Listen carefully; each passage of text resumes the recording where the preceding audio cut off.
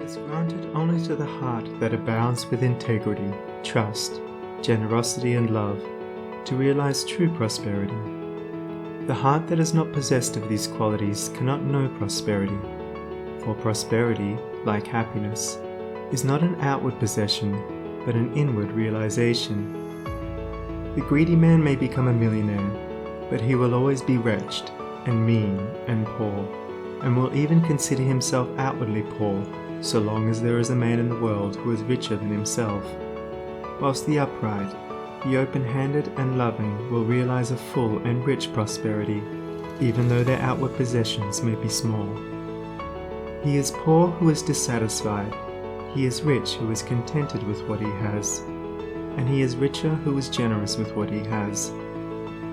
When we contemplate the fact that the universe is abounding in all good things, material as well as spiritual, and compare it with man's blind eagerness to secure a few gold coins or a few acres of dirt, it is then that we realize how dark and ignorant selfishness is. It is then that we know that self-seeking is self-destruction. Nature gives all, without reservation, and loses nothing.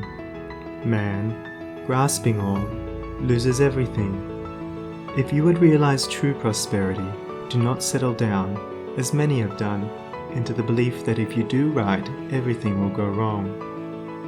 Do not allow the word competition to shake your faith in the supremacy of righteousness. I care not what men may say about the laws of competition, for do I not know the unchangeable law, which shall one day put them all to rout, and which puts them to rout even now in the heart and life of the righteous man? And knowing this law, I can contemplate all dishonesty with undisturbed repose, for I know where certain destruction awaits it. Under all circumstances, do that which you believe to be right, and trust the law. Trust the divine power that is immanent in the universe, and it will never desert you, and you will always be protected. By such a trust, all your losses will be converted into gains, and all curses which threaten will be transmuted into blessings. Never let go of integrity, generosity, and love, for these, coupled with energy, will lift you into the truly prosperous state.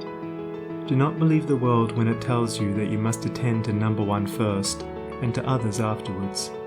To do this is to not think of others at all, but only of one's own comforts. To those who practice this, the day will come when they will be deserted by all, and when they cry out in their loneliness and anguish, there will be no one to hear and help them. To consider oneself before all others is to cramp and warp and hinder every noble and divine impulse. Let your soul expand.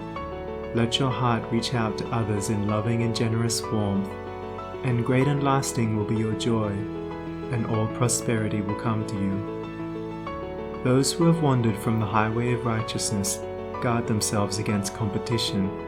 Those who always pursue the right need not to trouble about such defense. This is no empty statement. There are men today who, by the power of integrity and faith, have defied all competition, and who, without swerving in the least from their methods, when competed with, have risen steadily into prosperity, whilst those who tried to undermine them have fallen back defeated. To possess those inward qualities which constitute goodness is to be armoured against all the powers of evil, and to be doubly protected in every time of trial. And to build oneself up in those qualities is to build up a success which cannot be shaken, and to enter into a prosperity which will endure forever. The white robe of the heart invisible is stained with sin and sorrow, grief and pain, and all repentant pools and springs of prayer shall not avail to wash it white again. While in the path of ignorance I walk, the stains of error will not cease to cling. Defilements mark the crooked path of self, where anguish lurks and disappointments sting. Knowledge and wisdom only can avail to purify and make my garments clean. For therein lie love's waters, therein rests peace undisturbed, eternal and serene. Sin and repentance is the path of pain, knowledge and wisdom is the path of peace.